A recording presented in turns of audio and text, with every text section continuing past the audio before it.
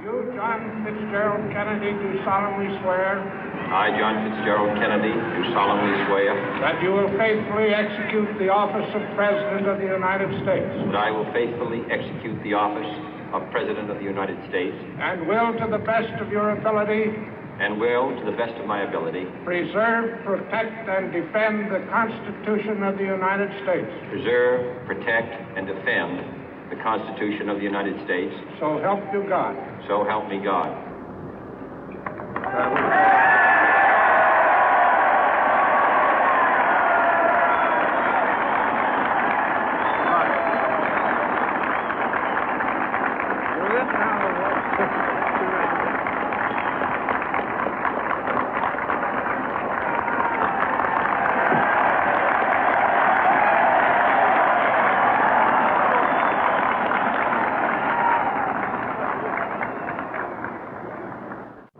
Vice President Johnson, Mr. Speaker, Mr. Chief Justice, President Eisenhower, Vice President Nixon, President Truman, Reverend clergy, fellow citizens.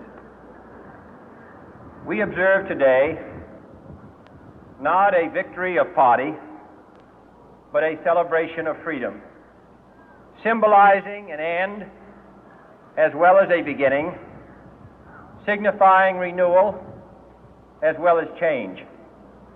For I have sworn before you and Almighty God the same solemn oath our forebears prescribed nearly a century and 3/4 ago. The world is very different now, for man holds in his mortal hands the power to abolish all forms of human poverty and all forms of human life.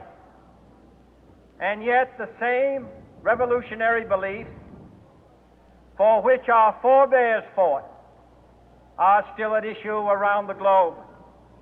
The belief that the rights of man come not from the generosity of the state, but from the hand of God. We dare not forget today that we are the heirs of that first revolution. Let the word go forth from this time and place to friend and foe alike that the torch has been passed to a new generation of Americans born in this century, tempered by war, disciplined by a hard and bitter peace, proud of our ancient heritage, and unwilling to witness or permit the slow undoing of those human rights to which this nation has always been committed and to which we are committed today at home and around the world.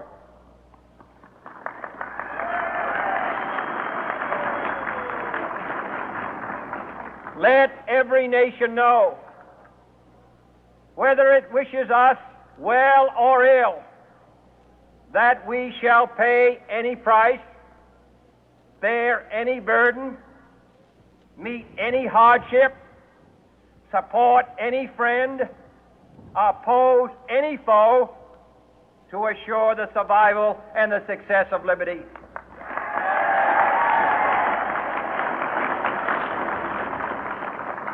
This much we pledge and more. To those old allies whose cultural and spiritual origins we share, we pledge the loyalty of faithful friends. United, there is little we cannot do in a host of cooperative ventures. Divided, there is little we can do, for we dare not meet a powerful challenge at odds and split asunder.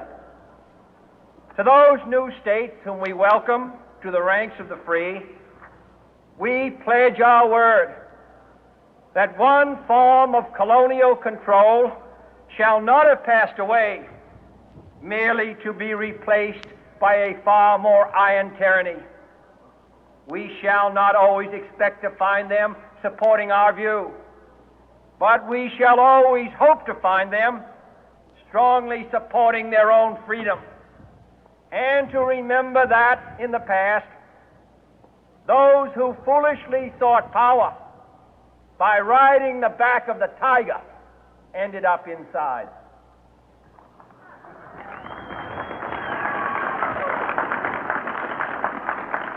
To those people in the huts and villages of half the globe struggling to break the bonds of mass misery, we pledge our best efforts to help them help themselves for whatever period is required, not because the communists may be doing it, not because we seek their votes, but because it is right. If a free society cannot help the many who are poor, it cannot save the few who are rich.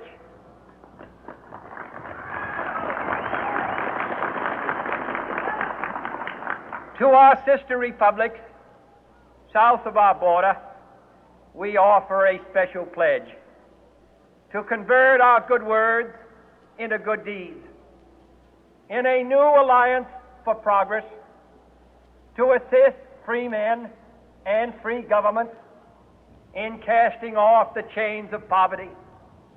But this peaceful revolution of hope cannot become the prey of hostile powers. Let all our neighbors know that we shall join with them to oppose aggression or subversion anywhere in the Americas. And let every other power know that this hemisphere intends to remain the master of its own house.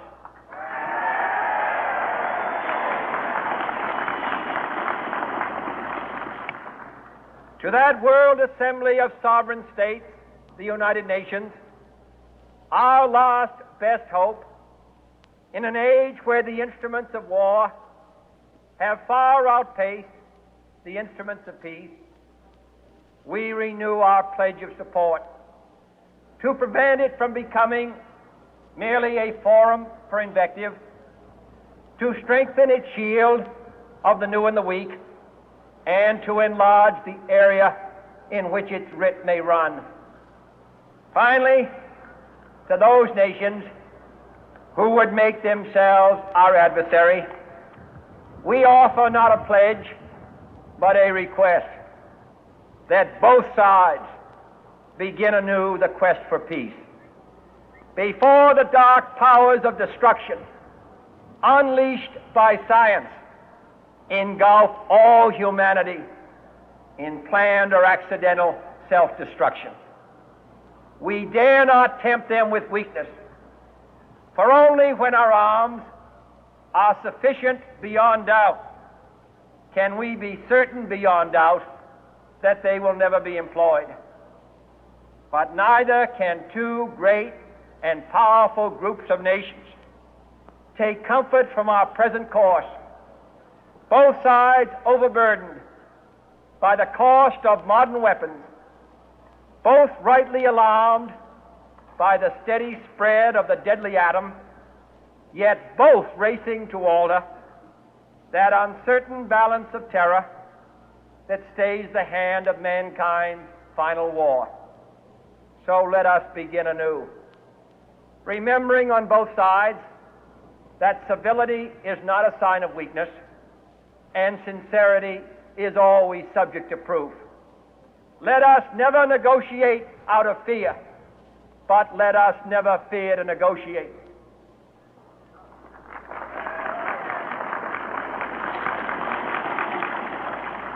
Let both sides explore what problems unite us, instead of belaboring those problems which divide us. Let both sides, for the first time, formulate serious and precise proposals for the inspection and